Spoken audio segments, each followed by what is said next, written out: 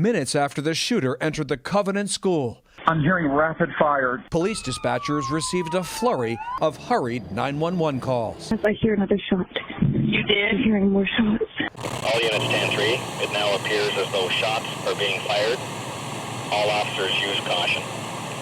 Welcome to Christian Warrior Training. My name is Keith. In this episode, we are going to talk about 3 specific incidents that showed church security really rocked it and prevented mass shootings from occurring at their specific church. Now look, in the very beginning of 2023, in the first 3 months, there was a 3-fold increase in violent incidents in churches just in the first quarter of 2023 over 2022. I have spoken to you a lot about warnings from the FBI and everybody else, but I'm going to talk about a couple incidents that occurred. Some of them you know about, some of them you don't know about, but they're incidents that aren't widely reported because the press only reports on mass shootings that were successful. And it's going to show that church security teams are really doing a very good job at preventing violence in our churches. Now, before we get started, if you have the capacity to do violence against your fellow man to protect them from evildoers, you're in the right place. Hit like, hit subscribe, leave a comment. The algorithm loves it. And do me a favor, sign up for the Christian Warrior Training newsletter. Over there, I put out a weekly synopsis of church crime. As an example, every single week, there's a shooting at a church. Now, most of them are drive-bys or some other type of incident, but every week, I'm still waiting for a week that happens that we don't have some type of a shooting at a church. It hasn't happened yet, and you'll see the one coming out this week. This Sunday is when I publish it. You'll see another shooting in Montana that occurred. So head on over to ChristianWarriorTraining.com, sign up for that newsletter. I do not spam you. It's all free. If you want to support the cause to keep all this material going, feel free to do a paid subscription, but either way, you're going to get it for free. It just helps me keep the lights on. Lastly, if you need training, I give free training over at courses.christianwarriortraining.com. I will not charge you. I'm doing this for my fellow brothers and sisters in Christ. Hopefully it helps you. I have a new class that I'm working on right now on the computer over on this screen. I'm doing report writing. Not sexy, but it's important. So that'll be out hopefully in the next month or so. All right, let's get into it. The first one, I have no doubt you heard about. It's the Covenant School shooting in Nashville, Tennessee. Now look, this could have been a lot worse. The cops did a wonderful job responding to this. I already did a video on it where I talked about the note that the shooter left and what you can glean from it. But let's go over it again really quick because I want to talk about what happened right here as well and what we can learn from this so we can do better. The other two I can guarantee you probably haven't heard about. Now this was again in 2023. All these are in 2023. The assailant, who we're not going to name this time, came to the school. She had previously gone to this school. She drove around and looked for security in the parking lot, didn't find any, and then shot through glass doors, entered the school, this Christian school, and then shot a couple of people and killed a couple of people. But they had great lockdown procedures. The killing stopped until the police found her, and the cops did an amazing job. They went in and just imposed their will upon the enemy and put her down. One thing to note for the cop, if you're watching this, you're a stud. The rifle was obviously not a department issued rifle. Good job, bro, for spending your own money on good equipment. This is one of the things I just did videos on the best and worst handguns of 2023 seen at the range. You need to buy a handgun like you know you're going to be in an active shooter situation. This cop, that's exactly what he did. He was a warrior. He knew he was going to be involved in something, and he bought top of the line equipment, and he needed it that day. It paid for itself. You need to do the same thing when you pick your weapons. You need to buy, not trash, but buy good modern weapons. Head on over to my other video on the 5 best guns we've seen at 2023 at the range, and you'll know some of the good guns that are out there for you to get. So what we learned from this incident, buy good equipment. You're gonna need it, right? Glass doors don't stop anybody. Glass doors are a joke. Replace your glass doors with good solid entry points, and then have good lockdown procedures and armed security to stop anybody that enters. So good job over there. It is very unfortunate that some people died, but it could have been a lot worse. Coming up to number 2 was the mass shooting that was averted in Haymarket, Virginia. Here, 2 police departments thwarted a potential mass shooting at a church. The suspect, who shall remain unnamed, was 35 years old.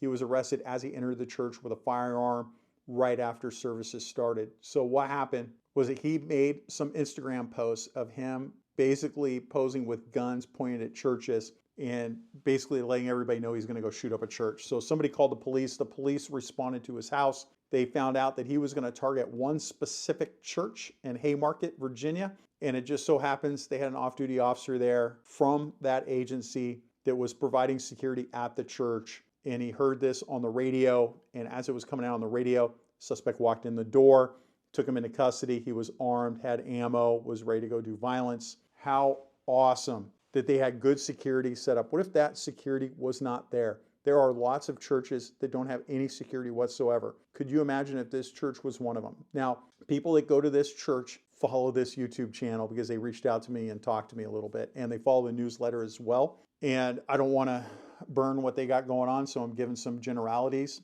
But look, they take security seriously there. And because they take security seriously, nobody died. That's how you need to take it too. Okay?